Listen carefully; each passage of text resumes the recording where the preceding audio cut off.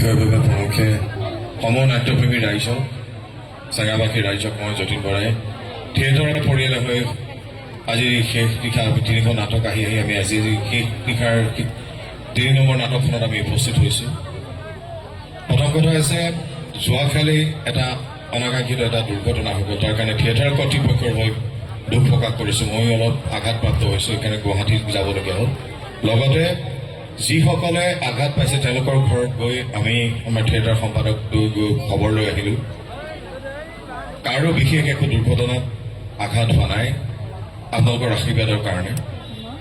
6 বছৰ বিৰতিৰ পিছত ভাইমান থিয়েটাৰত আহিছোঁ আৰু অভিনয় কৰা সাহস পাইছোঁ। এনেকৈ যে কথা ক'ব পাৰিছোঁ, আপোনালোকৰ মৰম স্নেহে এই 6 বছৰটো পাহৰাই দিছে। ভাল অভিনয় কৰিবৰ কাৰণে আপোনালোকক হাত চাপৰি সকলোৱে পাহৰাই দিয়ে আৰু দুগুণ উৎসাহ লৈ কাম কৰিবলৈ মন যায়। আৰু মই ভাবোঁ এনেকেই আমাৰ শিল্পী কলাকুশলীসকলক আশীৰ্বাদ কৰি থাকক। আজি এই থিয়েটাৰ কৰি থাকোঁতেই এইখন থিয়েটাৰতে মোৰ দেউতা ঢুকাইছিল। সেইদিনাই দেউতাক মুখাগ্নি কৰি মই মংগলদৈ থিয়েটাৰ কৰিছোঁ। কালিও এটা অনাকাংক্ষিত এটা ঘটনা ঘটি গ'ল। তাৰ পাছতে আপোনালোকৰ উৎসাহ দেখি তেনেকৈ বিশেষ উঠে উঠি মই নাটকখন শেষ কৰিছোঁ। তাৰ ঘূৰিতে কিন্তু আপোনালোকৰ উৎসাহ, আপোনালোকৰ মুখৰ হাঁহিটো দেখিলে আৰু অভিনয় কৰিব মন যায়। আশীৰ্বাদ কৰিব, ভাল যাতে কাম কৰি যাব পাৰোঁ আৰু অভিনয়ৰ জৰিয়তে আপোনালোক যাতে ভাল ভাল ছবি থিয়েটাৰ উপহাৰ দিব পাৰোঁ, তাকে আপোনাৰ ওচৰত মই প্ৰাৰ্থনা জনাইছোঁ। আৰু আমাৰ শিল্পী কলাকুশলী সকলোকে ধন্যবাদ জনাইছোঁ।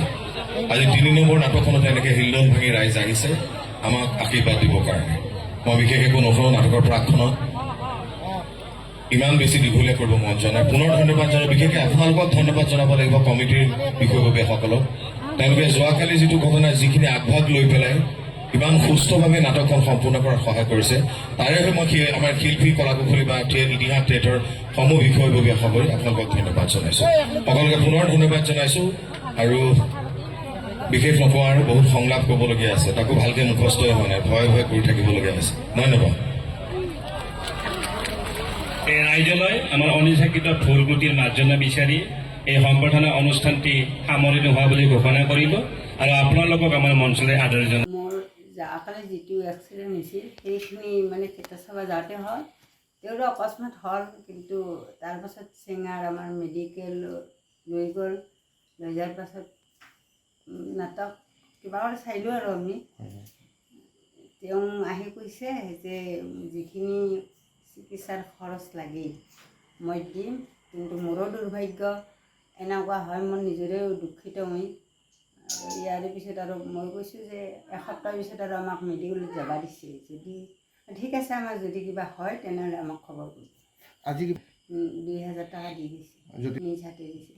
এইটো প্ৰকাশ কৰিছে, ভালেই গৈছে। আপোনাক কি যোৱাকালিৰ নিশাটোত তাৰমানে মাথাত এইখিনিত খুন্দিছে আৰু তাৰমানে নাকেদি ব্লাড হৈছে।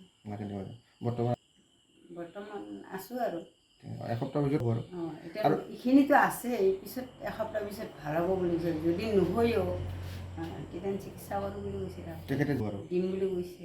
আজি আপোনালোকৰ ঘৰ আহি গৈছিল, তেওঁ আহিছিল মানে নাটকৰ 5-6জন মানুহ আহিছিল আৰু কমিটিৰ মানুহ আহিছিল। যতীন বৰা ঘৈণীয়েকো আহিছিল নেকি? ঘৈণীয়েক আহিছিল। আহিছিল। তেওঁক ধন্যবাদ দিছোঁ। আৰু তেওঁ নাটকৰ মানুহ যে আহিছে, কমিটিৰ মানুহৰ লগত লগ হৈ নিজে আহিম বুলি কথা দিছে, আহিছে, ভাল লাগিছে। আৰু কাৰিকৰী সেইকাৰণে ভাল লাগিছে, তেওঁ খবৰ লৈছে নিজেই।